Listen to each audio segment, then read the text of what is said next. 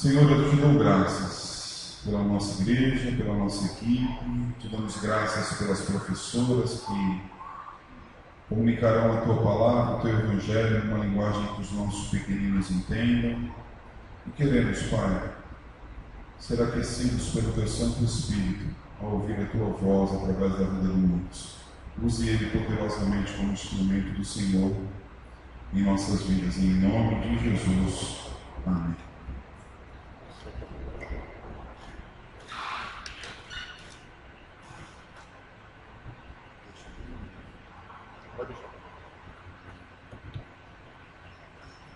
Boa noite, irmãos. Nós iniciamos semana passada esta pequena série, Esqueceram de Mim, visando aquela ideia que a cada ano que passa, o nosso Natal ele está mais secularizado. Jesus é alguém que está sendo cada vez mais esquecido. Vira e mexe, o Natal chega, Jesus a cada ano perde mais espaço no Natal. Inclusive eu estava comentando com o Igor hoje de manhã, como o tempo ele corre tão rápido, parece que a gente não está no clima natalino, você não vê muito enfeite, parece que o Natal foi ontem e já chegou de novo nesse ano. Então a gente ainda tem que competir com isso. E Jesus, a cada ano que passa, ele está cada vez mais esquecido no Natal. E é interessante que a Bíblia ela fala de dois textos que ela trabalha no Natal. Nós meditamos um texto semana passada que é Lucas. Ele é um evangelista mais globalizado. Ele vai falar ali do imperador César. Hoje eu gostaria de meditar com vocês no segundo texto. Abre aí comigo, você que tem a sua Bíblia, no texto de Mateus, capítulo 2, versículo 1. Este é o segundo texto que vai falar do Natal também. Só que já é mais específico lá para o povo judeu, para o povo de Israel. Mas ele tem lições preciosas quando nós falamos da centralidade do Natal. Quem é que nós devemos buscar no Natal? Diz assim o texto de Mateus 2, do 1 ao 12. Você que não trouxe a sua Bíblia, eu vou projetar aqui também. Diz assim: depois que Jesus nasceu em Belém da Judéia, nos dias do rei Herodes, magos vindo do Oriente chegaram a Jerusalém e perguntaram: onde está o recém-nascido rei dos judeus? Vimos a sua estrela no Oriente e viemos adorar. Quando o rei Herodes ouviu isso, ficou perturbado, e com ele toda Jerusalém. Lembre-se que o rei Herodes era um homem muito sanguinário, por isso que toda Jerusalém ficou perturbada, porque uma vez esse rei desconcentrado vinha chumbo grosso aí. O verso 4: tendo reunido todos os chefes dos sacerdotes do povo e os mestres da lei, perguntaram onde deveria nascer o Cristo. E eles responderam: em Belém da Judéia, pois assim escreveu o profeta. Mas tu, Belém, terra de Judá, de forma alguma és a menor entre as principais cidades de Judá, pois de ti virá o líder que, como pastor, conduzirá a Israel, o meu povo. O verso continua, verso 7. Então Herodes chamou os magos secretamente e informou-se com eles a respeito do tempo exato em que a estrela tinha aparecido, enviando-os a Belém, e disse: vão informar-se com exatidão sobre o menino. Logo que o encontrarem, avisem, para que eu também vá adorá-lo. Depois de ouvirem o rei, eles seguiram o seu caminho, e a estrela que tinham visto no Oriente foi adiante deles, até que finalmente parou sobre o lugar onde estava o menino. Quando tornaram a ver a estrela, encheram-se de júbilo. Ao entrarem na casa, viram o menino com Maria, sua mãe, e, prostrando-se, o adoraram. Então abriram seus tesouros e lhe deram presentes: ouro, incenso e mirra. E tendo sido advertidos em sonho, para não voltarem a Herodes, retornaram à sua terra por outro caminho. Esse texto muito conhecido tem lições preciosas para a nossa vida. Ela fala aqui de 3 principais personagens. Eu gostaria de fazer algumas aplicações desses 3 principais personagens. Olha só, o verso 1 diz assim: depois que Jesus nasceu em Belém da Judéia, nos dias do rei Herodes.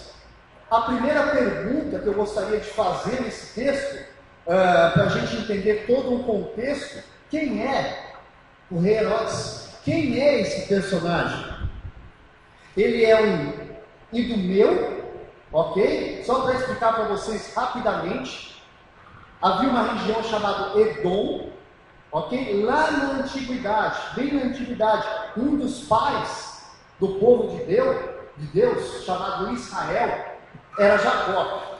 E Jacó, ele tem um irmão chamado Esaú.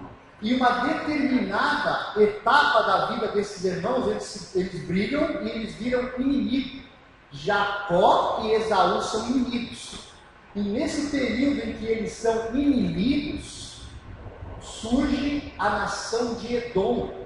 Ela é uma nação que surge através da raiz de Esaú, irmão de Jacó. Então, os judeus, ou Israel, praticamente a mesma coisa, vem da linhagem de Jacó. Já Edom vem da linhagem de Esaú. E elas são inimigas. E Herodes, esse personagem, ele é um idumeu. Ele é alguém que vem dessa nação inimiga.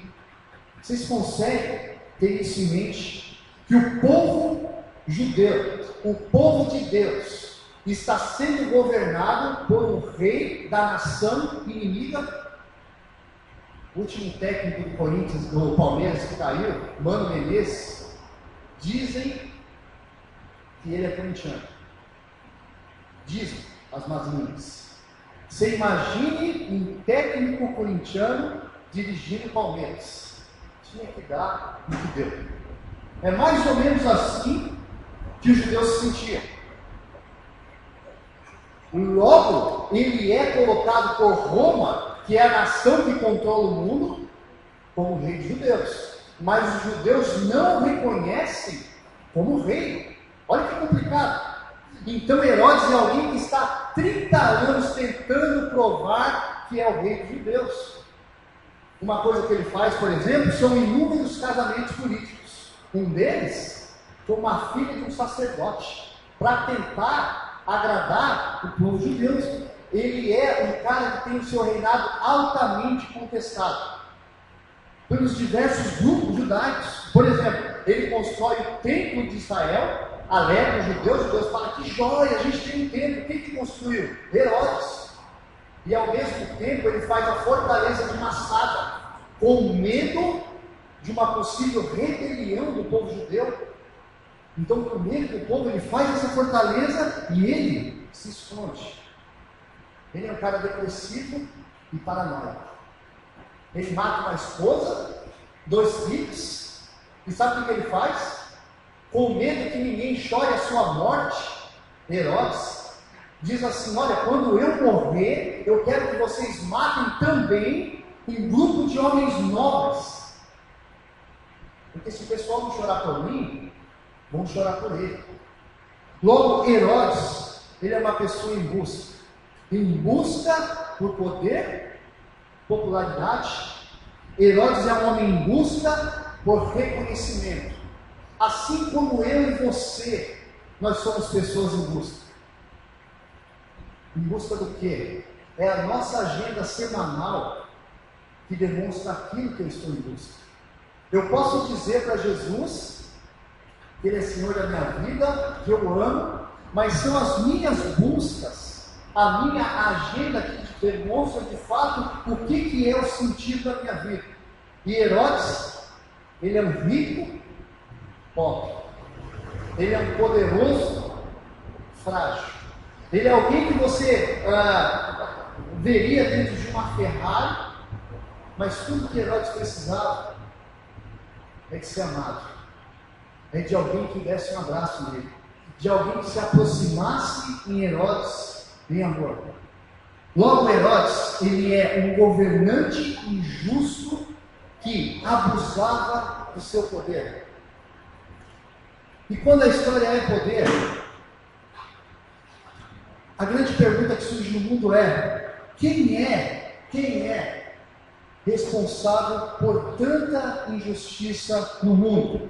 Algumas pessoas vão dizer que são os ricos e os poderosos que oprimem os pobres e abusam dos pobres. Outros vão dizer também que são as pessoas imorais e irresponsáveis, gente que não dá conta de si mesmo, gente que não vota consciente. Mas em resumo, o ensino bíblico diz que é cada coração humano. Depois que os nossos primeiros pais falham lá no Éden, o nosso coração se tornou altamente corrupto.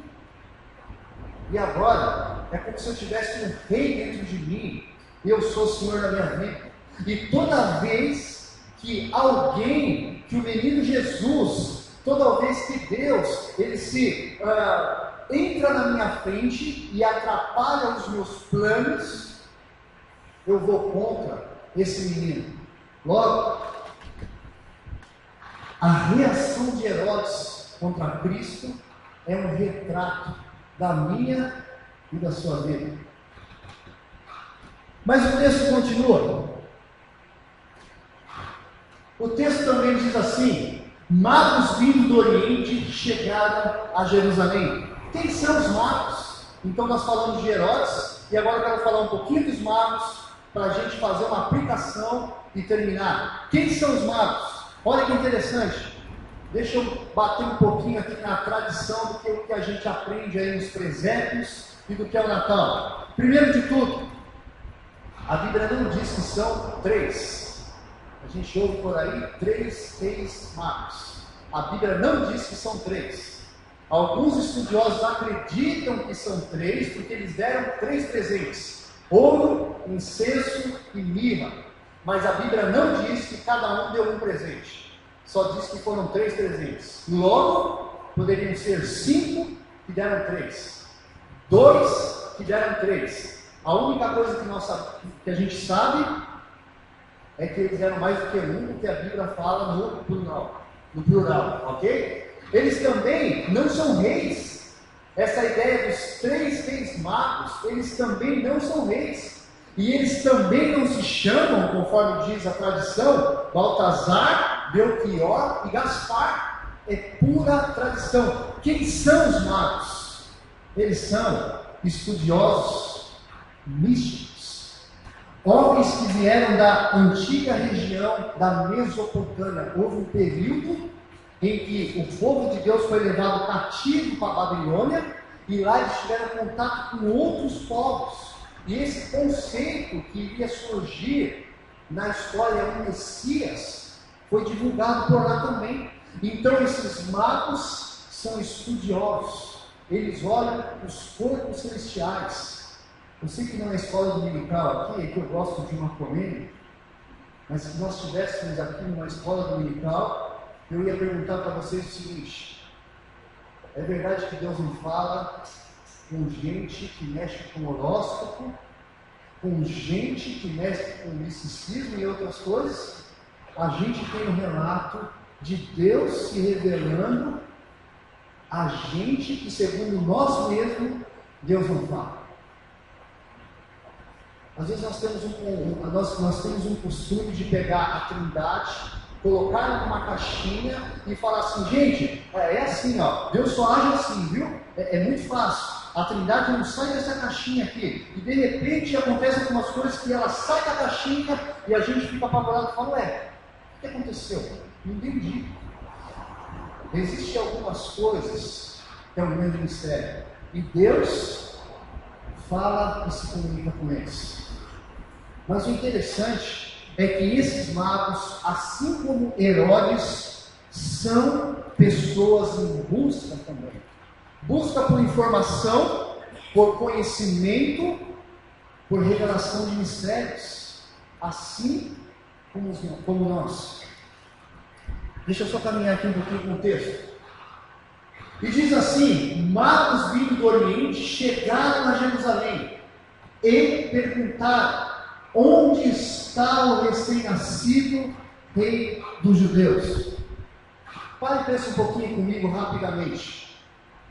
A profecia diz que ele nasceria em Belém, e Herodes mora quase que do outro lado, em Jerusalém. Por que é que eles vão na porta da casa de Herodes? Ué, a profecia não fala que era Belém? Por que eles vão em Jerusalém e na casa do rei Herodes?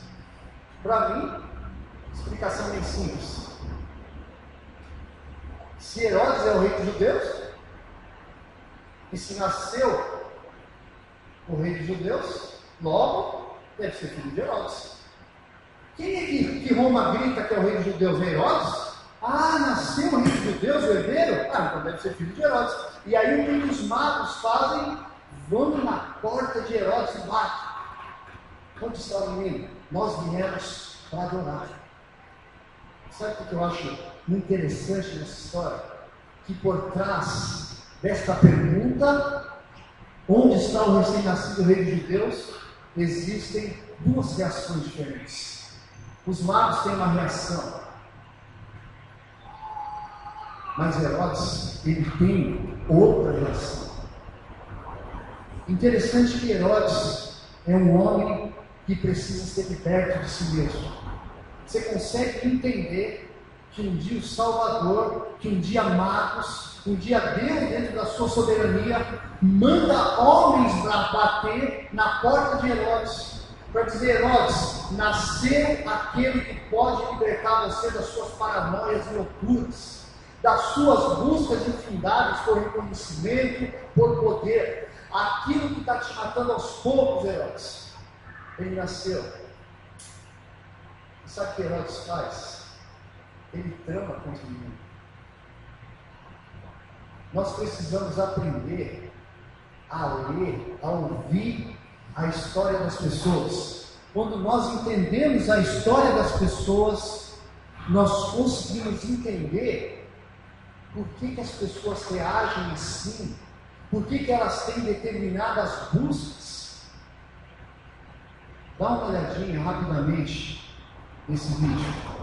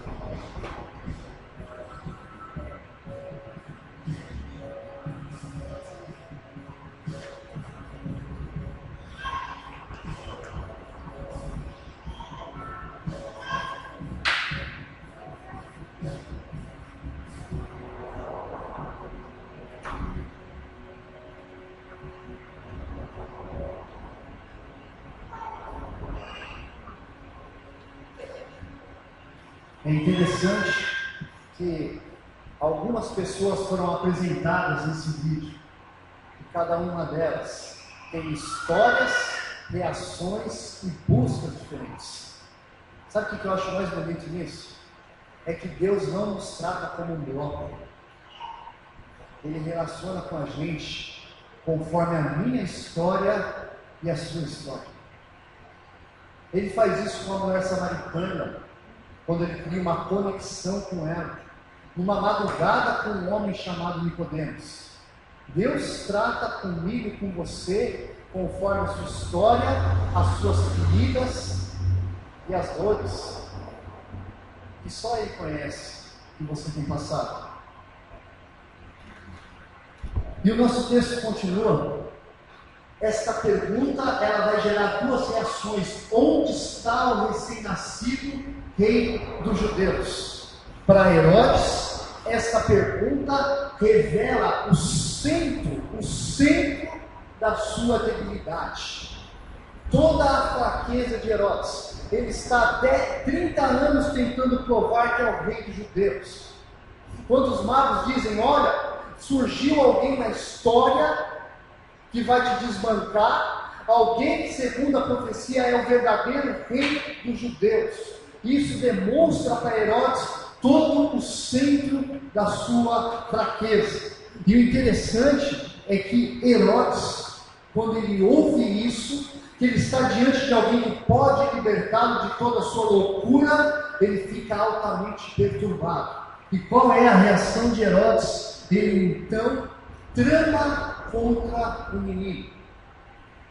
Nesse trecho, nós temos a pergunta certa, onde está o recém-nascido, mas a reação errada. Quando Deus revela para nós algo das nossas fraquezas, das nossas debilidades, qual é a reação que nós temos diante de Deus? Muitas vezes, a reação é errada. Sabe qual que é o grande problema disso? É o que eu chamo de religião. Este é o grande problema da religião. A religião, ela nos dá uma cara de piedade, de bonitinho, de bonzinho, de alguém que lê a Bíblia, lê livros. A religião faz isso com a gente, ela nos dá uma cara de piedade. Mas quando é para a gente resolver as coisas, a gente não fala, Jesus, resolve conforme a sua vontade. Toma as rédeas da minha vida. A religião não faz isso. Olha para a vida de Herodes. Herodes é alguém que conhecia o conceito de Messias. Olha aí para o verso 4, você vai ver. Herodes é alguém que construiu o templo. Herodes é alguém que casa com a filha de um sacerdote. Herodes nada mais do que um religioso. Este é o grande problema da religião. Ela nos dá uma capa exterior, mas o nosso interior está longe de Deus. Em contrapartida, os magos, diante dessa pergunta, revela para eles o centro de toda a busca da existência humana. Em outras palavras, os magos dizem, se existe um Salvador, vamos até Ele. Os magos logo, eles têm a pergunta certa, mas no local errado. Eles perguntam em Jerusalém. O local certo seria Belém. Assim como muitas pessoas perguntam qual é o sentido da vida, a pergunta é certa. A questão é que elas buscam o sentido da vida no local errado. Na religião, na filosofia, no dinheiro, no prazer, no sexo. Eles fazem a pergunta certa de qual é o sentido da vida, mas eles buscam no lugar errado. E o texto continua, ele diz assim, é interessante, gente, leiam depois a história, vocês vão ver o fim de Herodes, como ele é triste. Herodes morre de uma enfermidade, que a história diz que Herodes cheirava mal. Você consegue imaginar um homem poderoso, rico, um homem sanguinário, sendo humilhado por uma doença que o fazia cheirar mal, não podia se aproximar das pessoas. Mas vamos lá, o texto diz assim, caminhando para o seu final: ao entrarem na casa, os magos viram o menino com Maria, sua mãe, e prostrando-se, o adoraram. Então abriram os seus tesouros e lhe deram presentes: ouro, incenso e mirra. Olha que bonito esses verbos que encontram nesse trecho. Eles entram na casa, ok? Eles se prostram e eles adoram. E depois ainda a Bíblia diz que eles abriram os seus tesouros. Para mim, um grande exemplo que alguém foi transformado pela graça de Deus é as atitudes que essa pessoa toma depois do encontro com Jesus. É como se alguém falasse assim: Jesus mudou minha vida, mas o que mudou na sua vida de fato no seu dia a dia? O que eu faço domingo à noite, ou o que eu faço domingo de manhã, só isso. As suas atitudes ainda continuam a mesma. Olha para a atitude e reação desses magos. Eles entram, eles se prostram e eles adoram o menino. E quando eles estão de joelhos adorando o menino, em outras palavras, sabe o que eles estão dizendo? Nós estamos diante de alguém que é maior do que nós, infinitamente maior do que nós. É por isso que nós nos prostramos diante dele. Interessante que dentro da igreja, dentro do âmbito cristão, existem pessoas que apenas entram no ambiente onde Jesus está. Elas só entram. Existe outro tipo de pessoa que entra e se prostra. Elas entram no ambiente que Jesus está, se prostram. Mas fica nisso mesmo. Mas existe um terceiro tipo de pessoa que elas se prostram, elas adoram e elas dão o que elas têm de melhor para o menino Jesus. Assim como os magos deram ouro, incenso e mirra. E coincidência ou não, nós estudamos hoje pela manhã que dá o melhor para Deus. A gente não está falando de dinheiro. Nós não estamos falando da doutrina da prosperidade, longe disso. Nós estamos incluindo tempo, família, recursos e o que eu tenho de melhor de uma forma geral. Esses magos, sabe por que eles dão o melhor para Jesus? Porque eles fazem de Jesus o seu tesouro. Eu achei um tesouro muito maior que os meus bens. Jesus. E eu queria perguntar para vocês, para a gente encerrar, nesse Natal, que lugar você se encontra? Alguém que apenas entra no ambiente onde Jesus está? Ou você se encontra, ou você é alguém que já entrou e se prostrou? Ou você é alguém que entrou, se prostrou e abriu seus tesouros e fez para o menino Jesus o seu tesouro particular? O próprio livro de Mateus diz assim: porque onde estiver o vosso tesouro, ali estará o seu coração. Gostaria que você baixasse sua cabeça e que rapidamente você pensasse nessa questão: em que lugar do Natal você está? Alguém que só está no ambiente onde Jesus está? Você já se rendeu a esse menino, já se prostrou diante desse menino? Ou você é alguém que está precisando dar o melhor que você tem para esse menino, com o seu tempo, os seus dons? Que lugar do Natal você se encontra hoje? Vamos orar? Grandioso Deus, eu quero te agradecer, ó Pai, por esse tempo tão oportuno de estar aqui meditando com os meus irmãos sobre o Natal, Pai. E, ó Deus, nos ajuda a ter um coração quebrantado diante de Ti. Nos ajuda, ó Deus, a entender o Seu mover em nossa direção, para que nós possamos, assim, quando o Senhor nos confrontar com o nosso eu, nós termos a reação certa. Nos ajuda também a sempre reavaliar a nossa caminhada e prostrar o nosso coração e Te adorar, ó Pai, em espírito e em verdade, Deus. O Senhor é o centro de todas as coisas. O Senhor é o sentido de todo mundo, ó Pai. Não se deixa, ó Deus, meu coração se perder pelos prazeres, pelo dinheiro. Se o Senhor quiser nos honrar diante dos homens, amém. Se não, ó Pai, nos ajuda a fazer do Senhor o nosso tesouro. E assim eu quero, ó Deus, Te agradecer por tudo que o Senhor tem feito em nossas vidas. Em nome de Jesus, amém.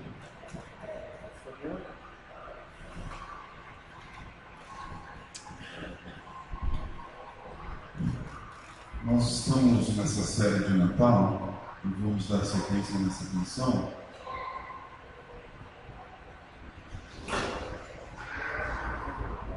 Tem tudo a ver com quem Deus é, o que Ele fez na pessoa do Seu Filho Jesus, tendo sido prometido. Ele vem e nasce de maneira milagrosa. Vamos louvar ao Senhor mesmo assim,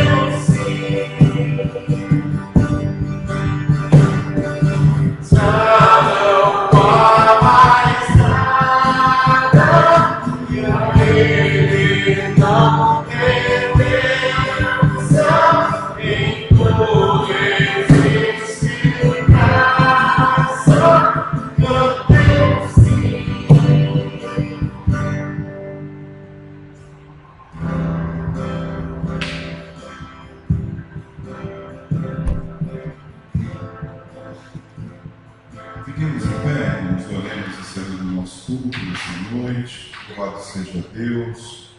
Nele nós temos esperança, recebemos graça e continuamos caminhando pela fé. Oremos. Senhor, eu te dou graças pela vida de cada irmão que está aqui nessa noite, por aqueles que nos visitam. Obrigado, Pai, pelo teu grande amor. Leva-nos em paz para as nossas casas e nos abençoe nesta semana. E que o grande amor de Deus, queridos, a graça de Jesus Cristo, Senhor da nossa vida, o amor de Cristo, nosso Senhor e Salvador, e o poder sobrenatural do Espírito Santo de Deus repouse sobre nós, desde agora e para todo sempre. Amém. Deus abençoe, cumprimente a pessoa que está ao seu lado, e na próxima semana estaremos aqui nesse mesmo horário. Um grande abraço.